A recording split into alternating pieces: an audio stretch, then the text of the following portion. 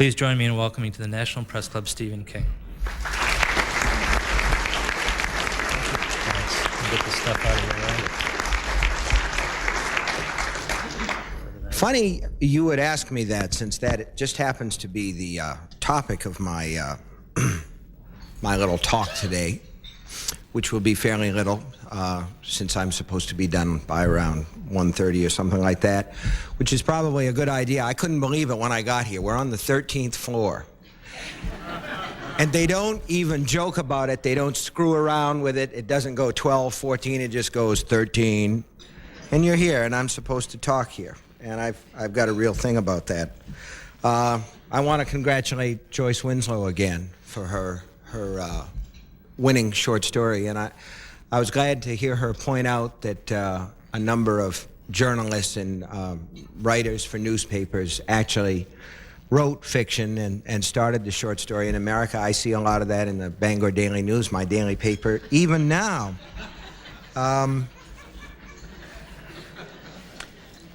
Al Goldstein is a member now, I understand, and then you get Stephen King. You guys are on a roll here at the Press Club. Maybe Howard Stern, maybe next week. Beavis and Butthead, yeah. Cool. Light something on fire, yeah. This has been a Stephen King kind of week, actually. I'm not going to do a comedy routine. Don't worry about that. But for those of you who want to, we are going to screen the program after this and then go lie down in the middle of Pennsylvania Avenue. I was not always a scary guy, and John Day, who is here from my hometown paper, the Bangor Daily News, pointed that out to me. He brought a picture of me before I became a fairly nice guy writing stuff like this, that shows, it's a picture that sort of epitomizes the sweet and gentle person I once was before I was coarsened by what I'm doing for a living now. At that time, I was a columnist for the Maine campus, which was the paper where I think John got his start, and where a lot of people who write up in Maine worked at one time or another. And at that time, one of the staff photographers was a young man named Frank Cady, who was a card-carrying communist and SDS member. Hey, we were all sort of involved with that at that time. And what else we were sort of heavily involved with at that time was drugs and booze and sex. And after a night of fairly heavy partying, this would have been in 1969, at my apartment in Vesey, Maine, where the biggest excitement is grass fire season. That's what the guy at the store told me one time. He said, "Oh, it's not so much this time of year, but wait till grass fire season. We have a time then." So Frank came one Saturday morning after we'd all been up partying until about 2 a.m. the night before, and he literally kicked me out of bed. My head was the size of a boulder, and he said, "Get up, Steve. I have an idea." He had cameras strung all over every visible part of his body. He said, "We're going to go out and take some pictures which express the rage of the people." And I said, "Frank, get out of here. I got a hangover. I'm going back to bed." And he said, "No, we have to go out and take some pictures that express the rage of the people." So we went out, and I don't know about the rage of the people, but by the time we got out there in 6 inches of snow, and I was in cut-off rubber boots, and I had a hangover, I was in a rage by then. And Frank got some great pictures, and one of them appeared on the front page of the main campus and became a poster up there, study damn it, around the time of finals. And since John brought it, just a minute, I will show you that I'm not always the degenerate you see before you today. I think this is it. See, I was all right at that time.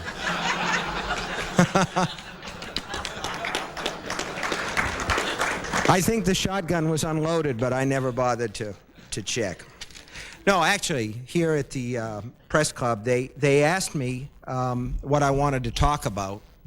And I said, "Well, what do you want me to talk about?" And they said, "Anything you want to talk about." And I said, "Well, that's fine. What do you want me to talk about?" And they said, "Anything you want to talk about." And we went around back and forth like that for about 3 weeks. I approached this speaking date as I approach all speaking dates with the idea that I will probably die before it happens, and I don't really have to worry about that anyway.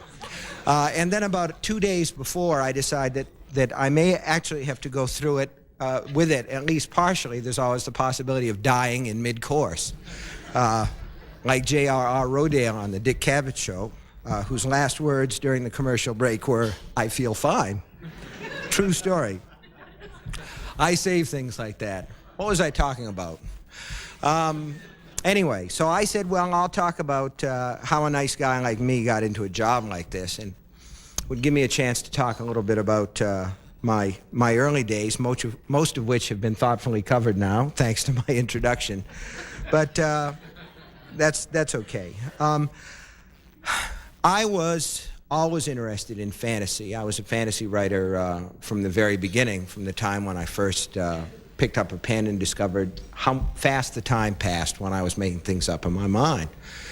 I wrote fairy tales, I wrote science fiction, I wrote fantasy, and around the time that I was a senior in high school, when I won my own writer's contest, it was a Scholastic magazine contest, I got an honorable mention. I won a pen that worked for a week, and then it quit. There's a picture of me in the high school yearbook, looking suitably goony, though, accepting this award from the guidance counselor, who later went Section 8 in Vietnam. But that's another story altogether. Fantasy was what intrigued me and what interested me. And by the time I went to college, I went on a number of, a cobbled together package of scholarships, merit scholarships, and then there was a little money for working on the University of Maine dish line, and I worked a number of different jobs. And managed to put together enough with the help of my mother to pay tuition, room, and board, and there was very little left over. And once I moved out of the dormitory situation, room was okay, board was really skimpy. There were a lot of meals of Franco-American spaghetti and the king specialty at that time, which was fried Cheerios with peanut butter. Still good on Saturday night, once in a while. And they don't do to you what beans will, so there. Anyway, there was not much to eat, and by that time I was submitting stories on a regular basis, and I'd started to get that most irritating response for the young writer, and a lot of you will know about this. This is the letter, the personal letter. Somehow the form rejections are easier to take. The personal letter that comes and says, "This is a really good story, not quite good enough for us, but not bad. You almost made $2,000 from Playboy, but not quite." And it's a little bit like teasing the family dog. "Here, want it? Want it? Whoop. Can't quite have it." So I was in that stage, and around that time I was, checking the writers' books, the writers' markets, and all that. And I saw that there were companies that would actually pay $500 to $750 for sex novels. These were companies like Midwood Books, Beeline Books. My favorite was Cozy Books. That's with a K. Their motto was "Cozy up with Cozy Books." But the one that actually looked sort of almost like if you squinted and tried hard, you could think of them as literate, was Olympia Books. They were printed in San Diego, but they had an Eiffel Tower on the front, so you knew that they were trying to be classy anyway. And I thought, geez, $750. And if I can write, let's say, 10,000 words a day for 5 days, that's $750 a week. So I sat down, and it was my only real stab at that kind of fantasy, although sometimes I think in a lot of my early career, the subject of sex keeps circling back sort of around the edges of things. I got about 40 pages in and had exhausted most of the permutations my brain could think of. And when I got to the twin sisters in the bird bath, I said, this is not happening for me, and I threw it away and soldiered on. My first sales came to the magazine of Startling Stories. There were 2 sales the year that I was 22, which was 1969, a year rapidly receding into the past. This was one of a small magazine empire called Heath Knowledge. The flagship, and a tattered old flagship it was, of the line was a magazine called Sexology. It was sort of a forerunner of the Penthouse Forum. And what I remember about it was that there was a lot of thrusting hardness and a lot of moist, deep caves or something like that.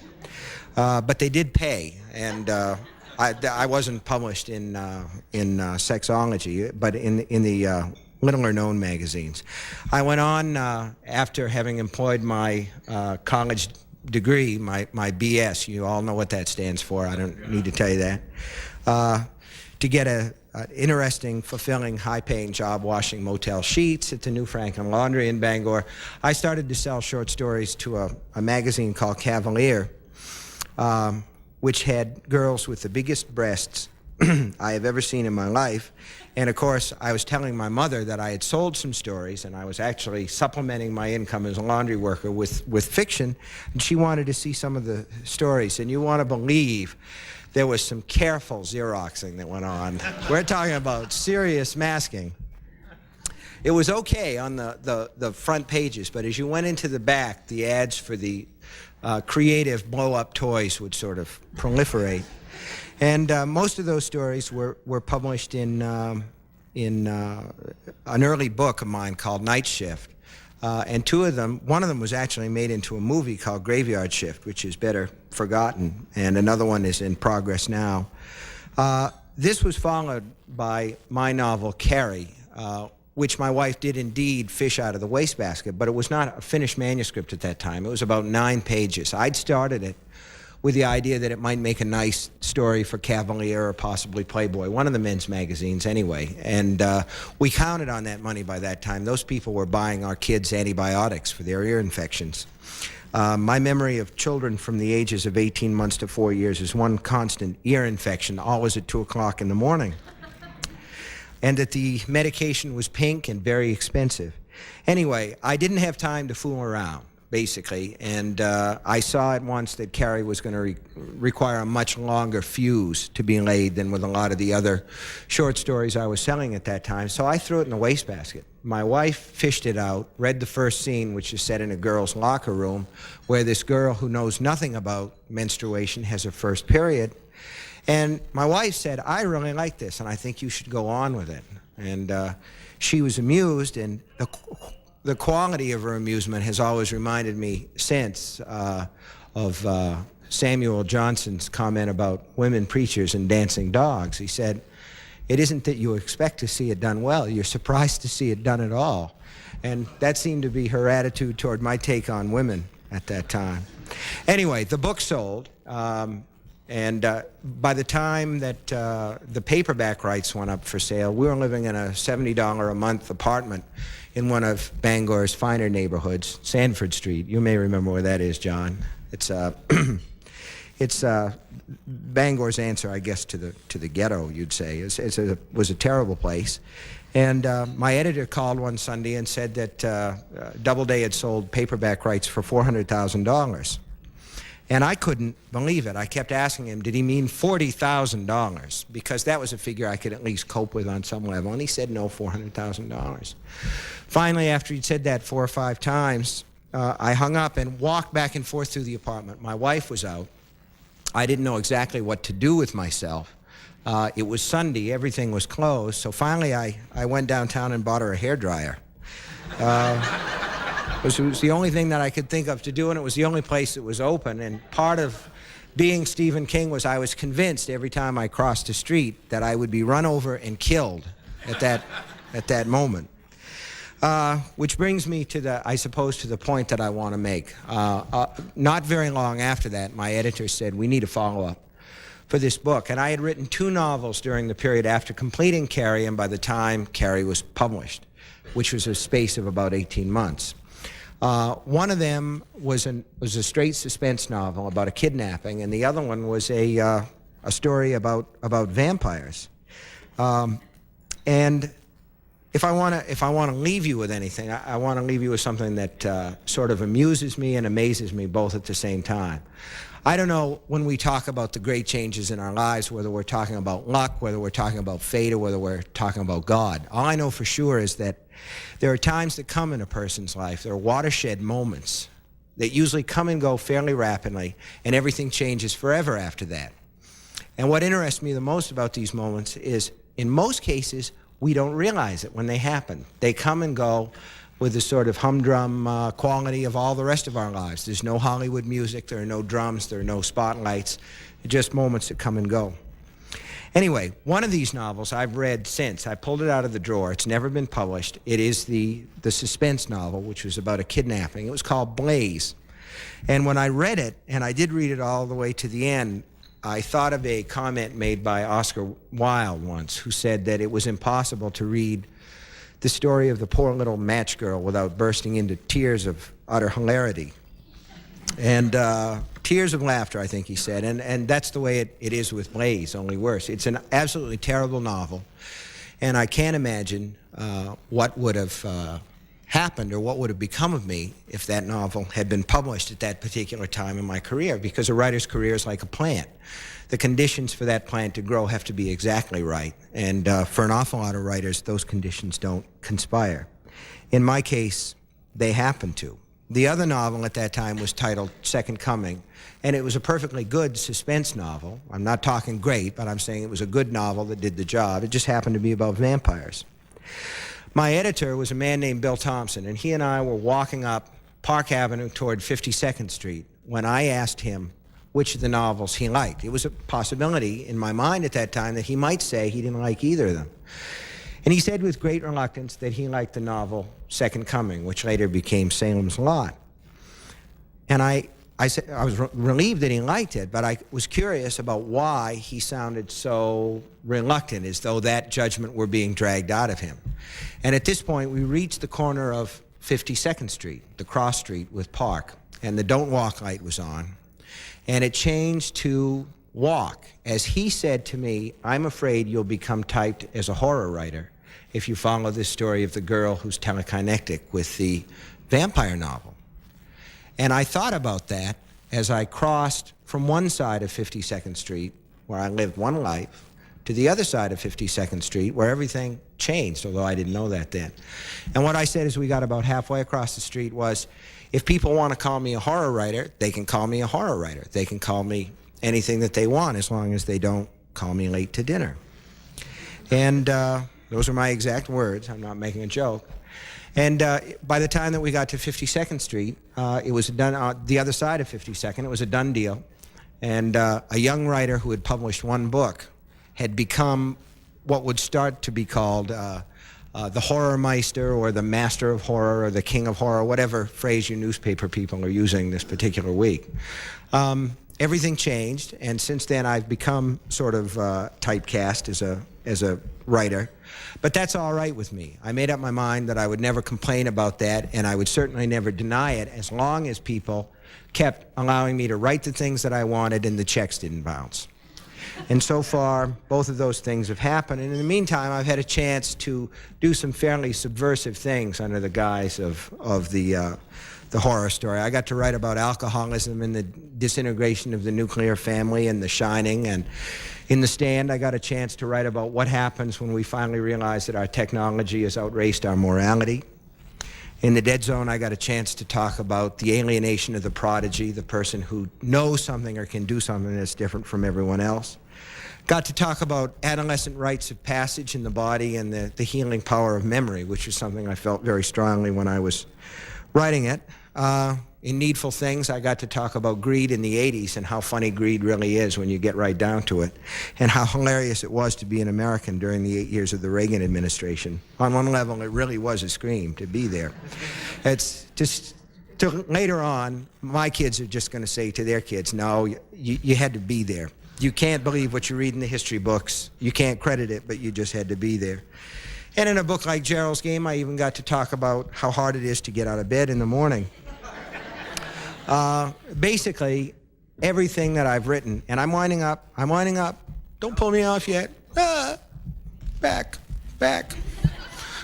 Psycho, weak. Never mind.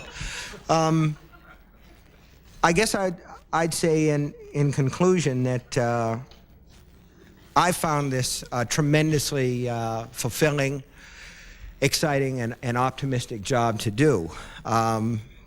I've experienced it firsthand, the power of fantasy to heal fear, and hope people and help people cope with their own mortality and their own terrors of daily life.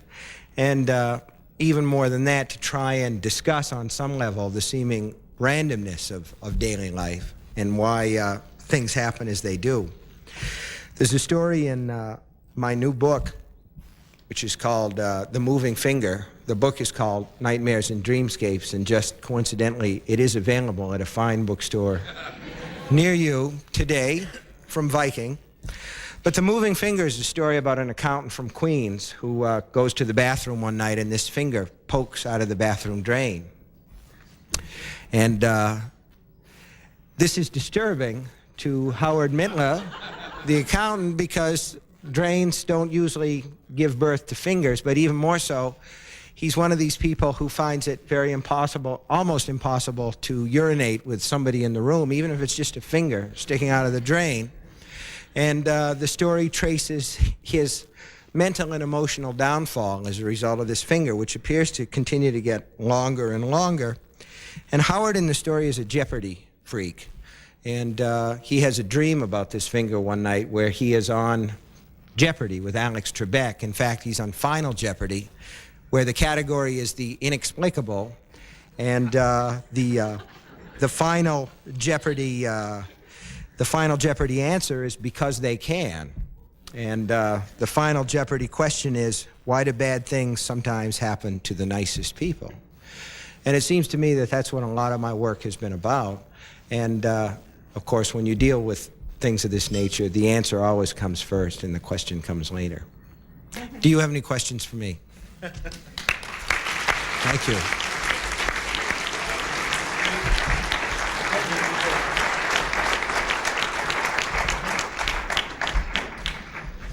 The first questions are in the form of a letter.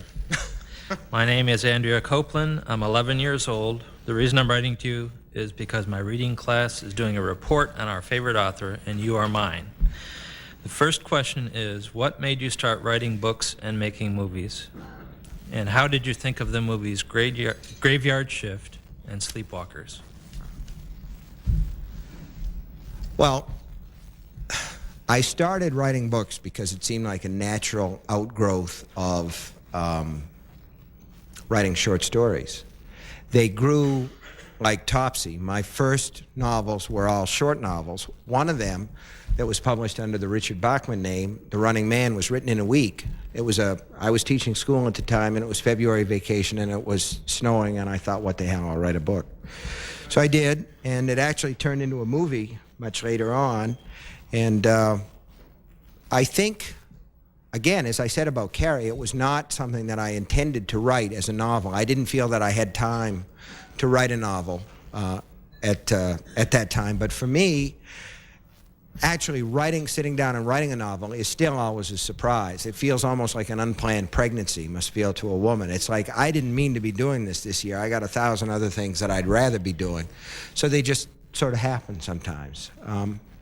As far as what I think about the movies that you mentioned, I like Sleepwalkers quite well, and I don't like Graveyard Shift very much at all. It's been consigned to Joe Bob Briggs's drive-in theater on Showtime, and that's a good place for it. Could you explain how it came about that you wrote fiction under the pen name of Bachman?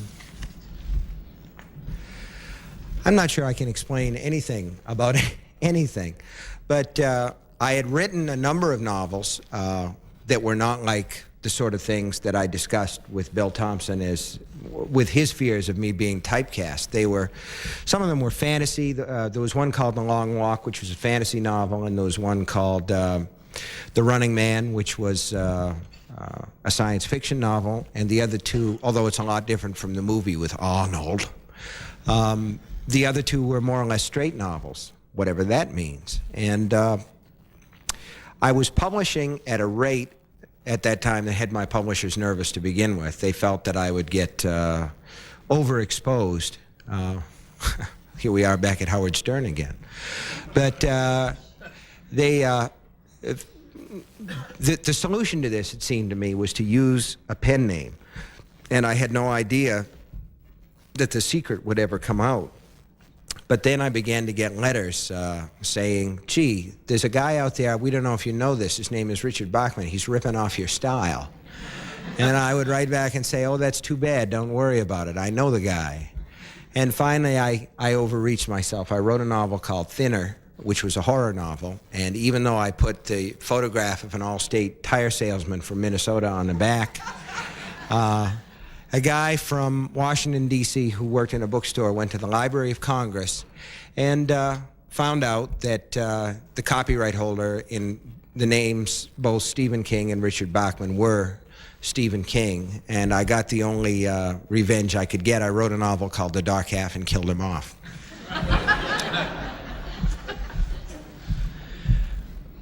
Jerry Seinfeld and Howard Stern are on the top of the bestsellers list. What does this tell you about the state of America's literature? Boy, that's a loaded question, isn't it? I don't think that it tells me anything about the state of American literature. I think that they're sort of airplane books, and there's nothing wrong with that. We have to remember that years before Howard Stern wrote a book, or Jerry Seinfeld either, we had cat books, we had B. Kleban publishing books. There's a guy now, I understand, who's published something called the Mafia Cookbook. I can't wait to get a hold of that one. So I would say that people have always had a good time in books, and sometimes, as in the case of Madonna, they've had maybe a little bit too good of a time in books, but hey, who am I to say? On the whole, I haven't read either book, so maybe I better stop right there before I put my foot in my mouth, where it's very comfortable. What advice do you have for young writers to become better writers, or maybe even novelists? Well, you have to write a lot, and I'm sure that Joyce knows that.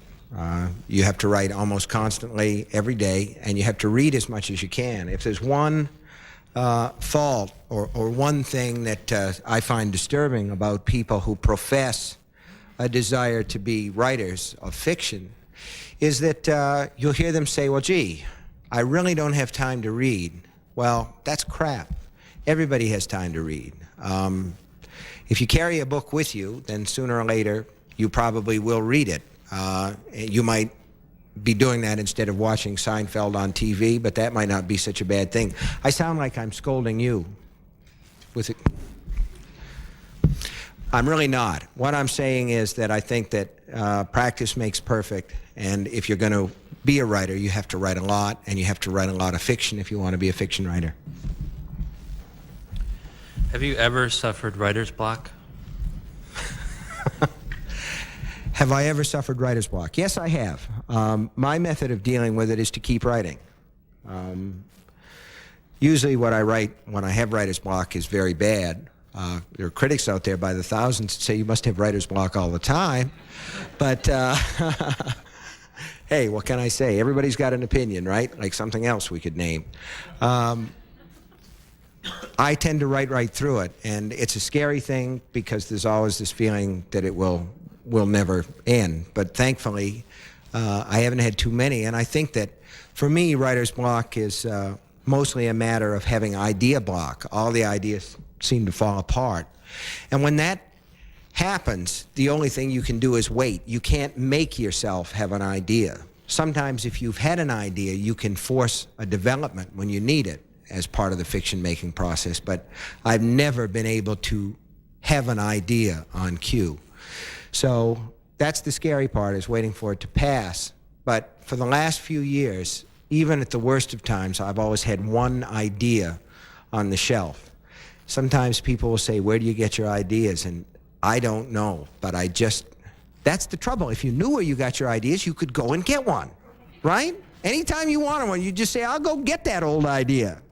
But I don't know where I get them either. They just sort of slide under the door every once in a while, like Federal Express. Children figure prominently in many of your writings. Why is this? Because I've raised 3 kids with the help of my wife, of course, and I had a chance to watch them grow, and I'm fascinated by kids because they live and they work below adult sight lines, and they live their own world. And I try as hard as I can to resist the standard romantic cliche thing. We come trailing clouds of glory behind us. Now, I don't know about William Wordsworth. I don't know if he ever had anything to do with raising his one kid, but my kids came, for the most part, trailing clouds of dirty Pampers and stuff like that. There were a lot of messes there. So I try to resist the basic romantic idea, but there's things about kids that interest me very much that seem to make them open doors to worlds of make-believe and fantasy. I remember one day when I was working on It, which is about kids and grown-ups, and where the change takes place between the one and the other. And I took a lot of walks during the writing of that book to try and think about how I wanted to handle what I wanted to write, because it was long and it was difficult, and it was a scary process. It went on for a long time. And as I walked up my street, I saw this little kid, about 3 years old, sitting in the dust at the side of the road with a stick in her hand, and she was drawing in the dirt and muttering to herself. And then I thought to myself, that's all right. People are walking by this kid, and she's sitting there in the dirt by the side of the road, and she's muttering, and she's drawing with her stick. And people are just walking back and forth because she's 3 years old. But if I sat down in the dust at the side of the road, well, me, they'd probably think he's just being Steve, you know? But if you were to do that and to sit down and mutter to yourself, to nobody there, and draw with a stick, they'd take you away. So we understand that kids are insane, and we allow them to be insane. No. Kids talk to people who aren't there. Kids, 3, 4-year-old kids believe, get this, they believe that there is a purple dinosaur whose teeth are a perfect white ridge inside its mouth, okay? And it dances and it talks. Well, they believe this because they're insane. They believe anything. If you tell them that people can fly, they'll believe that. They'll believe anything at all that you tell them, until the disease of rationality sets in, you know, which it always does sooner or later. When we tell kids enough, act your age, hey, they do. Kids want to behave, and the world wants to kick that out of them as soon as possible, and some of us manage to sort of hide as much of that fantasy as we can. And then, of course, they want us to come and speak at Halloween when we turn out that way. How did Eyes of the Dragon do, and will you write more books geared to young readers? Eyes of the Dragon was a book that was written for my daughter. We were talking about kids, and this is a good follow-up question. All of my 2 boys had read my stuff and had enjoyed it very, very much. And my daughter hadn't. In fact, let me tell a real quick story about kids growing up in my household, because this is something that I'm asked about sometimes. And it bears on one of my guests here today. There's a guy here today, an old friend named Doug Winter. And he and his wife and their 2 boys came up to see us at our place in Western Maine a few years ago. And I think their 2 boys at that time were probably, I'm going to say, 9 and 11, 9 and 12, something like that. I can't quite remember. But I do know that my own youngest son, Owen, was younger than either of the 2 boys. He was maybe 6 or something like that. And they were discussing about what movie they were going to watch on a videotape that night at the house, because we had no TV reception out there. And I had cassettes of all my movies there. And Joe, my older son, said, well, why don't we watch Christine? And they're going, yeah, sounds good, sounds good. So Doug's wife, Lynn, stepped in and said they couldn't watch that because it was an R-rated picture, and they just simply had a family rule that the kids weren't going to watch R-rated pictures until they were older. And they accepted that with good grace. But remember what I said about the secret world of kids. They have their own lives, their own society that's mostly below the level of adult vision unless you're very lucky. So I happened to be walking by the TV room a little while later, and one of the Winter boys was saying to my older son, Joe, but it makes us feel so stupid. Owen can watch that movie, and he's a lot younger than we are. And my son Joe, returning in this very serious voice, but you have to remember, he said, my father writes horror. Owen is exposed to this every day of his life. You know? So you get kind of case hardened. The kids seem to accept that. So, but Naomi didn't really want to have anything to do with that, and so I thought, well, I want to write something to please her if I possibly can. So I wrote The Eyes of the Dragon because she likes dragons, and it had a brave lord and a beautiful lady in it who had her name, so it was sort of a bribe to do it. Yeah, I'd like to go back and write about that world some more, and maybe the urge will come. As a former high school teacher, what advice do you have for teachers to motivate their students to read and to loosen up? That's a loaded question. I know a lot of teachers who are loose, How to make kids read more. It's tough, and it's a serious question because the competition is very, very fierce out there. There's a lot of MTV. For years, I've sat in front of the TV with a book. Raise your hand, how many of you sit in front of the TV with a book from time to time?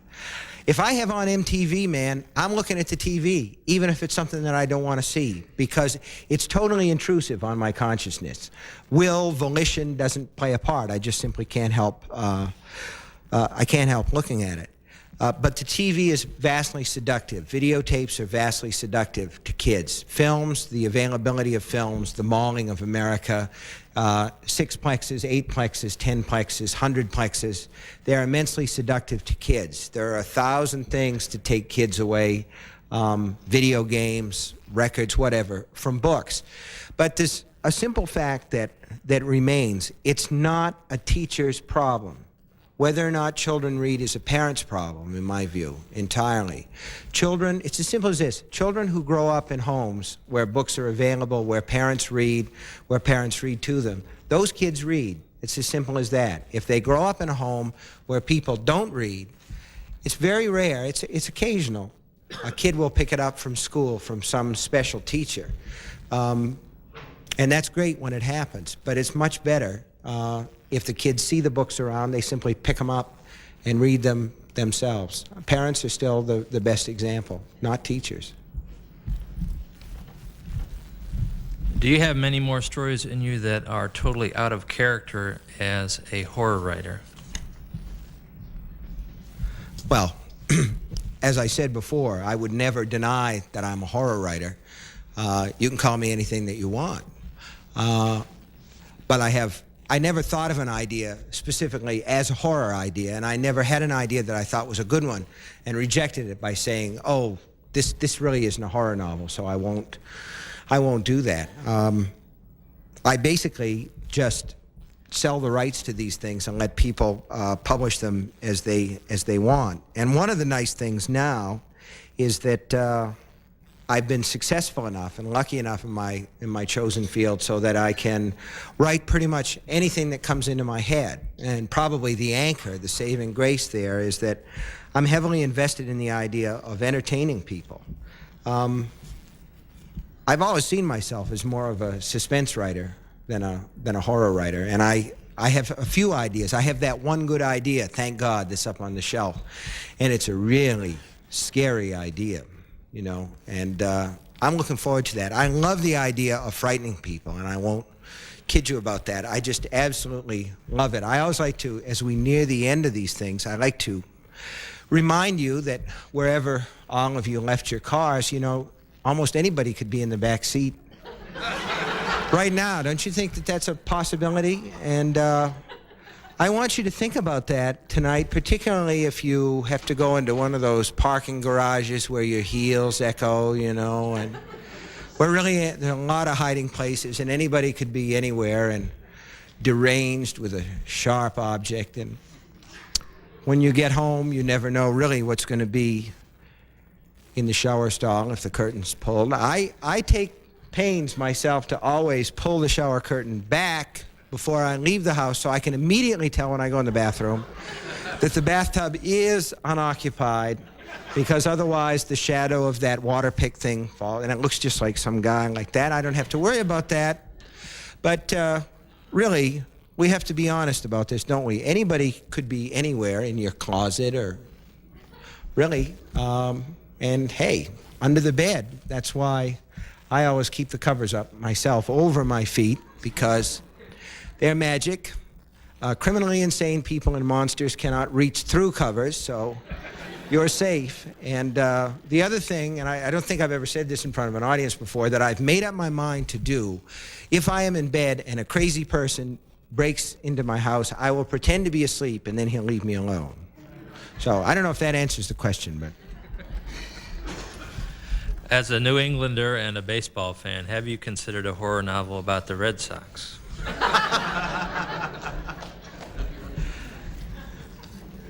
Let me say before I even try to tackle that question that the best thing about today is that I'm going to be home by tonight to watch the Phillies kick Toronto's ass. That's going to be good. I could never write a horror novel about the Red Sox. I have this love-hate or hate-hate relationship with the Red Sox. I love baseball. I've been a baseball fan for a lot of years. I coached the game at the junior high school level and at the Little League level, or I have in previous years. The trouble with sports is my wife has kind of staked out this field. She's written a basketball novel called One on One, also available at a bookstore near you as we speak, and she's working on a hockey novel.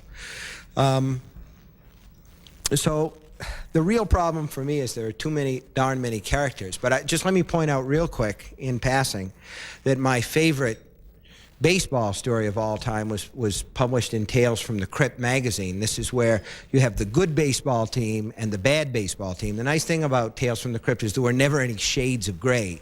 There were the good people and there were the bad people. You've read them, right? Guy knows all about it. Anyway, the good team beats the bad team, and in revenge, the bad team cooks the brakes on the good team's bus so that the good team goes over a cliff and all the members of the good team are killed. And they come back from the dead on the eve of the World Series and end up playing baseball. They've got intestines strung for base paths and a severed leg for a bat, and the bad pitcher's head becomes the ball. The name of the story is Play Ball, and I've always thought, with that baseball story in this field, who needs another one? Before asking the final question, I'd like to present you with a certificate of appreciation for speaking here today. Thank you. If only I had a blender and a cup. A National Press Club mug. And the final question is, you and humor columnist Dave Barry are in a writer's rock band. Which of you is the better musician? Well, I'm more successful. I probably have had more bestsellers than Dave, and just because he knows a few more chords, probably 80 or 90 more chords, actually, and he can also sing harmony. So the answer to the question is he's a, let me put it this way. Dave has won a Pulitzer Prize and I haven't. Dave plays better guitar than I do. Dave can sing harmony. Dave's got his own TV show and I don't. But I'm taller. I'm a lot taller. Thank you.